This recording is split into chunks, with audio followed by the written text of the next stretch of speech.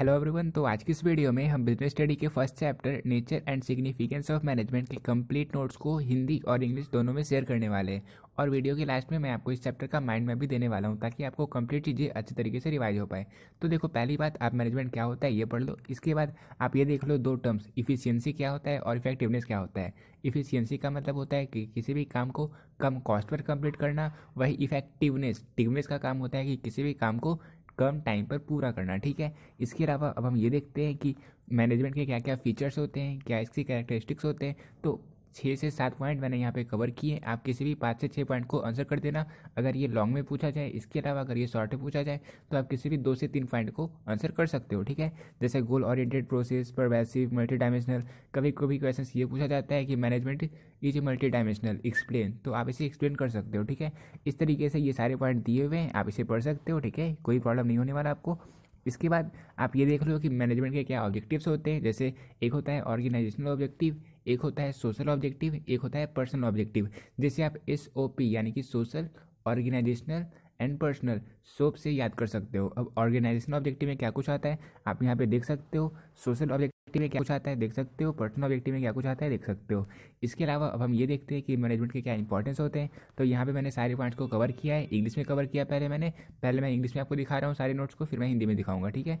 तो इन सारे पॉइंट्स को आप लोग पढ़ सकते हो। और इसके अलावा आपसे क्वेश्चन कभी ये पूछा जाता है लॉन्ग में, हालांकि ये थोड़ा कम आता है क्वेश्चन, लेकिन आता है, इसलिए आपको पढ़ना भी है। तो मैनेजमेंट एज एन आर्ट आप कंपेयर कर सकते हो कि आर्ट की क्या क्या उसकी फीचर्स होती है। जैसे existence of theoretical knowledge, personalise application. तो ये सारे पॉइंट्स होते हैं मैनेजमेंट एज एन आर्ट के। अगर ये क्वेश्चन आपसे लॉन्ग में पूछा जाए तो आप इस तरीके से आंसर कर सकते हो। इसके अलावा साइंस, अगर क्वेश्चन ये पूछा जाए तो आप इस तरीके से आंसर कर सकते हो। ठीक है। इसी तरीके से हम मैनेजमेंट को आर्ट, साइंस और प्रोफेशन, इन तीनों से कंपेयर कर लेते हैं। ठीक है। और अब देखो, हमारा नेक्स्ट पॉइंट है लेवल ऑफ मैनेजमेंट। तो मैंने आपको बता रखा था top level, middle level and lower level, जिसे हम ऑपरेशनल लेवल भी कहते हैं। 3 तरह के मैनेजमेंट होते हैं, 3 लेवल होते हैं मैनेजमेंट के। अब टॉप लेवल में सबसे कम आदमी रहते हैं, मिडिल लेवल में उनसे थोड़े ज़्यादा रहते हैं, और लोअर लेवल में बहुत ज़्यादा रहते हैं। आप देख सकते हो, ये जो आपको दिख रहा होगा डायग्राम, इस अकॉर्डिंग मैंने दिखा दिया कि टॉप लेवल, मिडिल लेवल और लोअर लेवल किस तरीके के होते हैं, और अथॉरिटी किन के पास ज़्यादा होती है और रिस्पॉन्सिबिलिटी किन के पास ज़्यादा होती है। ठीक है। अब देखो, टॉप लेवल में अगर क्वेश्चन पूछा जाए कि टॉप लेवल क्या होता है, तो आप इस तरीके से आंसर कर सकते हो कि टॉप लेवल में कौन कौन पर्सन्स होते हैं। इसके अलावा मिडिल लेवल में कौन कौन से होते हैं यहाँ पे दिया हुआ है। इसके अलावा लोअर लेवल क्या होता है, लोअर लेवल या फिर इसे हम सुपरवाइजरी लेवल भी कहते हैं, इनमें कौन कौन से लोग आते हैं, तो इनके नाम आप यहाँ पे बता सकते हो। ठीक है। लोअर लेवल यानी कि जो सबसे सबॉर्डिनेट, जो सबसे छोटे वर्कर होते हैं, वो सारे आते हैं लोअर लेवल में। और टॉप लेवल में जो CEO वगैरह होते हैं वो सारे आते हैं टॉप लेवल में। ठीक है।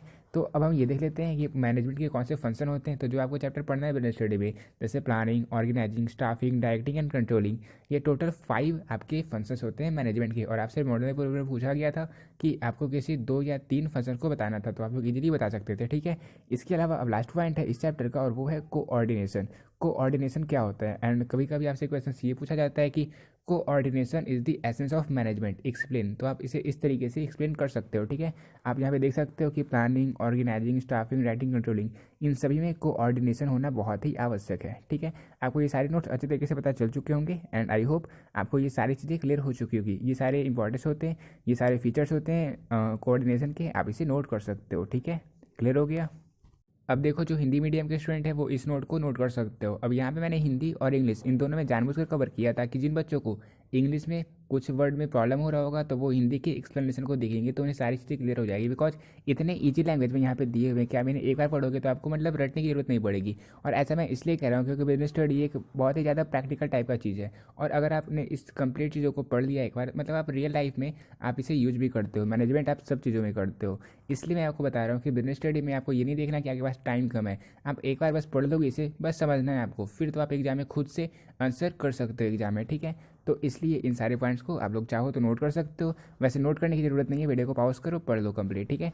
अभी के अभी आप कंप्लीट कर लेना, और इसके बाद जब आप इस चैप्टर को पूरी तरीके से कंप्लीट कर लोगे तो नीचे डन कमेंट करना और कहना है कि सर आप नेक्स्ट चैप्टर की वीडियो को अपलोड कर दो।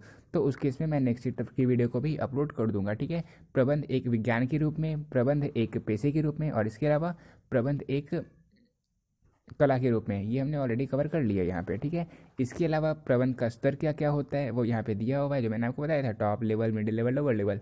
वही इसको हिंदी में कहते हैं उच्च स्तरीय प्रबंध के प्रमुख कार्य, मध्य स्तरीय प्रबंध और निम्न स्तरीय प्रबंध। ठीक है। इसके क्या क्या कार्य होते हैं, इस क्या चीज़ें आती है वो सारे यहाँ पे दिए हुए हैं। और फिर लास्ट में हमारा प्रबंध के जो कार्य होते हैं जैसे नियोजन, संगठन, नियुक्तिकरण, निर्देशन, नियंत्रण, ये यहाँ पे दिए हुए। और फिर मैंने आपको बताया था कोऑर्डिनेशन, जिसे हम हिंदी में समन्वय कहते हैं। इसका क्या अर्थ होता है? इसका अर्थ होता है तालमेल बिठाना, ठीक है, ताकि जितने भी लेवल ऑफ मैनेजमेंट है उन सभी के बीच तालमेल रहेगा, अच्छा से समन्वय रहेगा अच्छी तरीके से, तो जो काम है वो अच्छी तरीके से हो पाएगा, ठीक है।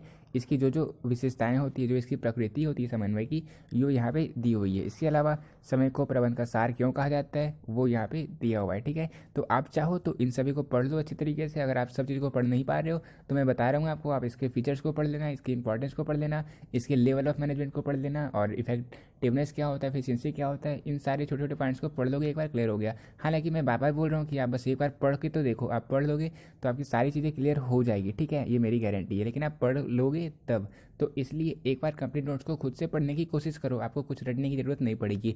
और मैं जो बता रहा हूँ आपको, मैं प्रीवियस ईयर क्वेश्चन पेपर आपको सॉल्व भी करवाने वाला हूँ कल, तो कल आप सारे क्वेश्चंस को इजीली सॉल्व भी कर सकते हो, ठीक है। मिलते हैं अपने नेक्स्ट वीडियो में एक नए चैप्टर के साथ।